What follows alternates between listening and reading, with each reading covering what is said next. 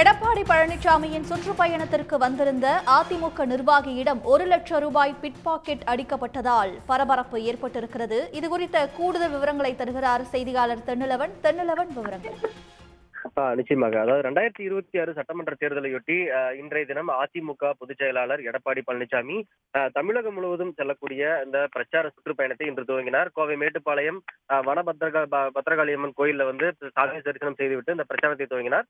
தொடர்ந்து அந்த கோயில் அருகே இருக்கக்கூடிய தனியார் அரங்கில் விவசாயிகள், நெசவாளர்கள் மற்றும் செங்கல் சூளை உற்பத்தியாளர்களை சந்தித்து இங்கே கலந்துரையாடல் செய்தார். அப்போது பாத்தீங்கன்னா இவரை சந்திக்க வந்த அதிமுக ஒன்றிய பொருளாளரும் முன்னாள் தேக்கம்பட்டி துணைத் தலைவருமான தங்கராஜ் என்பவர் அரங்கத்திற்கு வெளியே காத்திருந்தார். ஆனால் சற்றும் கண்ணுமிக்கும் நேரத்தில் வந்து தங்கராஜ் பேண்ட் பையில் வைத்திருந்த ரூபாய் 1,00,000 வந்து மர்ம நபர் பிட்பாக்கெட் எடுத்து சென்றிருக்கிறார். மேலும் பாத்தீங்கன்னா அவர் வந்து தனது பேண்ட் பாக்கெட்டில் 2 பக்கமும் ஒவ்வொரு லட்சம் ரூபாய் வைத்திருந்ததாகவும் 2 பாக்கெட்டிலும் வந்து பிளேடால் கீறி அந்த பணத்தை வந்து திருட முயன்றதும் தெரிய வந்திருக்கிறது. ஒரு புறத்தில் இருந்த அந்த 1,00,000 ரூபாய் மட்டும் மர்ம நபர் திருடி சென்ற நிலையில மற்றொரு பாக்கெட்டில் வைத்திருந்த பணம் கீழே விழுந்திருக்கிறது.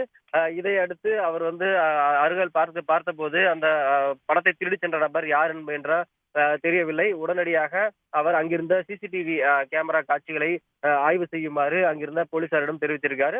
தற்போது தங்கராஜ் பாத்தீங்கன்னா இங்க மேட்டுப்பாளையம் போலீஸ்ல வந்து புகார் அளித்து இது தொடர்பாக விசாரணை மேற்கொள்ள தெரிவிச்சிருக்காரு. குறிப்பாக இந்த அதிமுக சார்பில் நடைபெறக்கூடிய இந்த பிரச்சார பொதுக்கூட்டத்தில் அதிமுக நிர்வாகிகள் மட்டுமே வந்து அதிக அளவு இருந்தார்கள். இந்த சூழலில் தான் தற்போது ஒன்றிய பொருளாளர் தனது பேண்ட் பாக்கெட்டில் வைத்திருந்த 1,00,000 ரூபாயை வந்து மர்ம நபர் திருடி சென்ற சம்பவம் பரபரப்பை ஏற்படுத்தியிருக்கிறது. தற்போது தங்கராஜ் மேட்டுப்பாளையம் போலீசில் புகார் அளிக்க சென்றிருக்கிறார்.